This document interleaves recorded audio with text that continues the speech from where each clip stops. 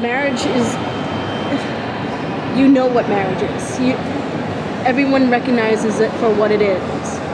And civil unions, they'll just be like, oh, it's just a civil union. It's not the same.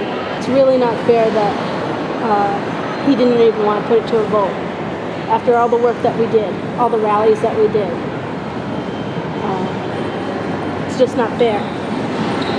You mean feeling betrayed? Yes. We're here today in response to Speaker Fox and his comment that he put out to the press today that he would encourage the House to not vote on the marriage equality bill, and he will instead push civil unions in the state of Rhode Island for this legislative session. And we are asking Speaker Fox to live up to his words that he would let the House vote on the marriage equality bill during this session. Instead of letting the House vote, he decided to just kill the marriage equality bill and instead push for a civil unions bill. And we are simply asking him to live up to his word and let the House vote. We wonder if we'd be able to speak with Representative Fox. Thank you. Your name? Kyle Marnane. Kyle. Marnane. The support in the communities are there. I have knocked on doors, I've collected signatures, there have been rallies at major universities across the state. Marriage Equality Rhode Island dropped off 30,000 postcards of support to the State House a month and a half ago. 30,000 signed postcards supporting marriage equality. Hundreds, if not thousands, of calls have been made. Speaker's going to be available? Yeah. Okay. Or 4 o'clock Possibly. downstairs. More likely downstairs. Okay. Thank you, Larry. He's not available. You can wait in the hallway. You can't wait in this line. Yeah, no problem. Thank you. But this doesn't mean that it's the end of the fight. I mean, we're not going to pretend that this is something that's going to be acceptable and that we're not going to be fighting for equality. We're going to fight as hard as ever, and we're going to keep the movement going until we get full equality. So we're not going to pretend that this is the end, because it's not going to be the end. Hey, this business, the building is still doing business, all right? Sorry. Thank you.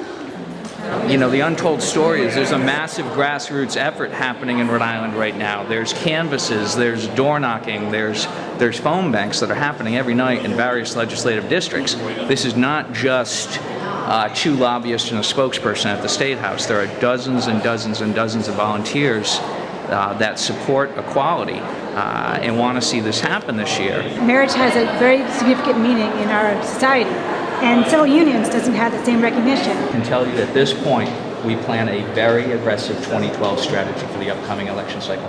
Does your I'll meet you in a few minutes. Good afternoon, everyone. I've been trying to come up with a solution, balancing what I believe is truly a civil rights issue, and I do believe that marriage for all is a civil rights issue, balancing that with what we can pass in a General Assembly to give people real rights now. Do you want to get married in Rhode Island? I've always said that. I'm not married, and I'm born and bred in Rhode Island, and when I do get married, it'll be in my home state.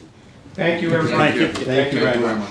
Rhode Island's doing great quality. How you doing? Doing well, thank you.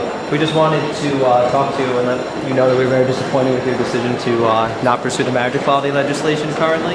Yep. And we wanted to know if we could make a comment to the students of the state. I'm the Speaker of the House. I'm an openly gay man, so this is very emotional to me. But I understand, as the Speaker of the House, counting votes, what I can deliver to all of us. And I think that I'm delivering rights to us today. Compromise only for the Wendy, I understand that argument, and I've weighed this, but I can understand that argument, and I do not believe that separate can't ever be equal. And I'm not saying this is equal to marriage. But I'm not making the argument it is. I'm not willing to put discrimination in our laws, which is what civil union really does. I understand, Wendy, but I have to make the decision in the role that I play in this office, and that's the decision I have to make, And Mr. unfortunately. Speaker, I don't think this is ever going to pass the Senate until it passes the House.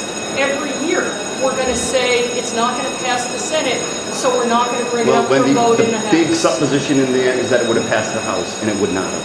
Well, I'd like It would people not. to be on the record as to what their I votes can are understand on that. this issue.